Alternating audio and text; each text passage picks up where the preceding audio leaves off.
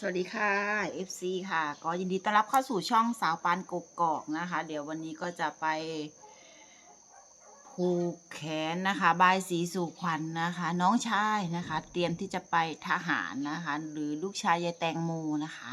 เดี๋ยวเราไปกันเนาะไปเป็นทหารนะคะวันพุธนี่แหละจะไปส่งน้องเขาด้วย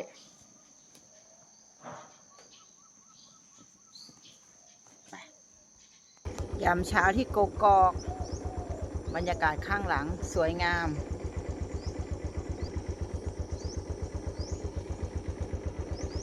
นั่น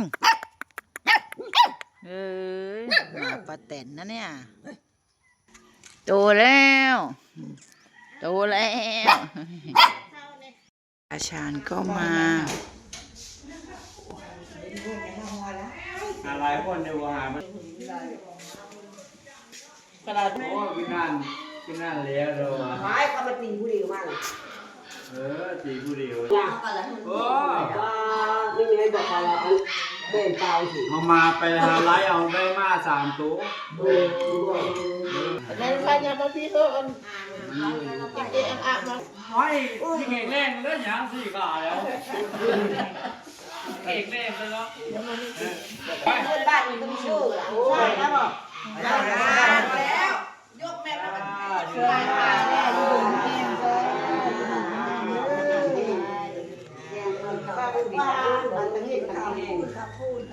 เอาปะวันนี้บอกคนน่ะเขาพูดตำหลังเอาเชื่อแม่ไปเอาใกล้เอาใกล้พอได้เอาตังค์เลยนะเก็บเพื่อขายมาได้ร้อยเงินนะเป็นที่ไหนเข้าแล้วเข้าหนึ่งเอาไปให้เข้าเนี่ยนั่นหลังเองเลยเนี่ยนั่นหลังเอาไปทหารไปทำมันสุดมันได้เงินได้คำมาไม่ใช่กันอายุภูมะเขือผู้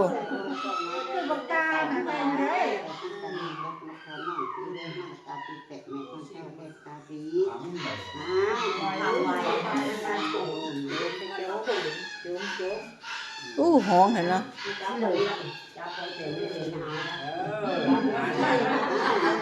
โอ้ยจะจับเข่าจับโลดแล้วมีหา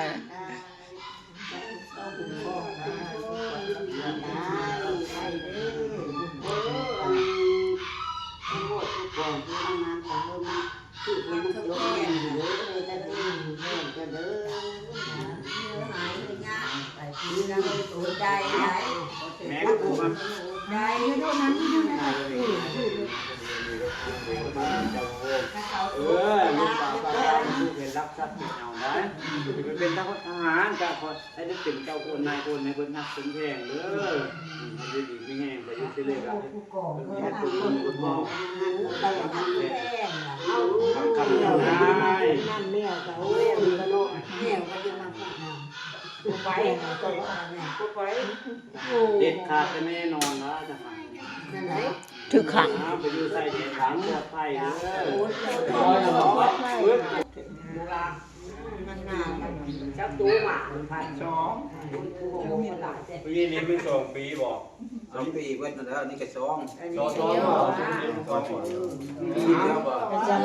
ปีเดียวให้มาอยู่ลูกชายพอเต็มร่างกายแล้วบอกลูกชายพอนี้มาปีเดียวก็ทำลูกชายเนี่ยได้ซื้อเสียงลูกตระกูลเพื่อโอ้ยเขามาแล้ว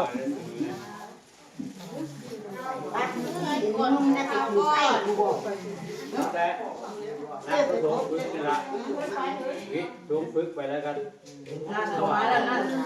ระดับปีหน้าที่เขาใช้ให้บอกใช้ก่อนที่จะทำดื้อกันถ้า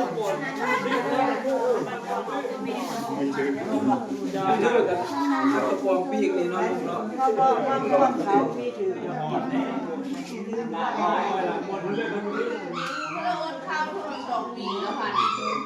3 มื้อกินข้าวมื้อนึงตัวติดทหารนะคะลูกชายพอนิ่ม2 วันกินข้าวครั้งหนึ่งทำให้หน้าอกไม่ถึง วันที่กินข้าวได้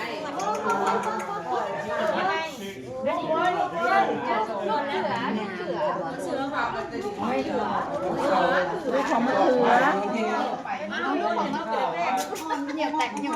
นุ่ยเขาจับโยนเอาวะ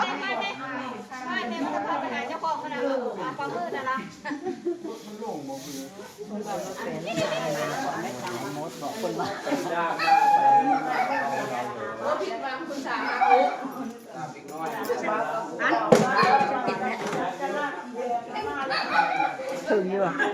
ของใหม่วะถึงอยู่ละมันนี่กะนี่คือลุงหน่อยใครดูเข้าไปตรงลืม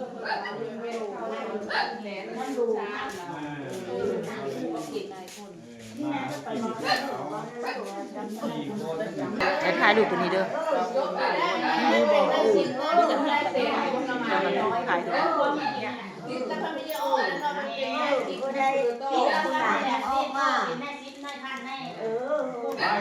อยู่ได้กัน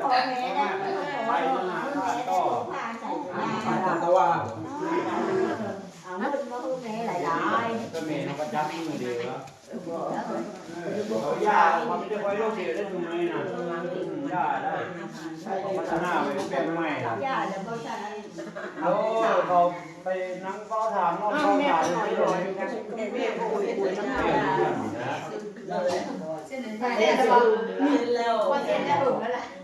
เอาไปเส้นดูอย่างนั้น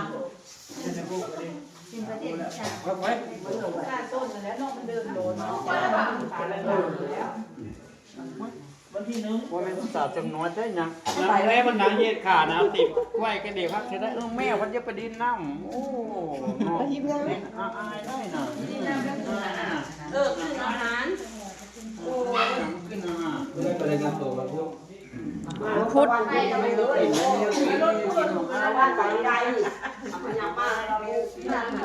ได้แล้วไป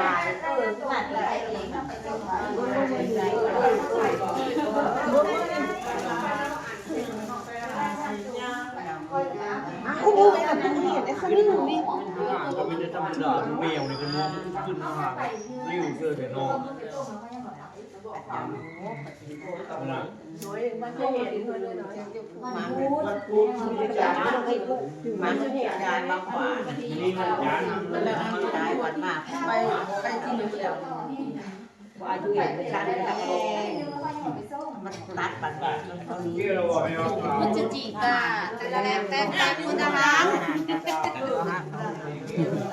คุณทหารคนนึงมารายงานตัวครับผมน้ำหลายยังไม่ได้หมดผัดเรา ขายยากน้ำเ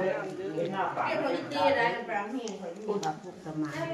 กันพระเจ้าหมดเลย ในกองค่ะเดี๋ยวไว้เจอกันใหม่คลิปหน้าค่ะสำหรับคลิปนี้สะพานก็จะขออนุญาตจบคลิปลงเพียงเท่านี้นะคะ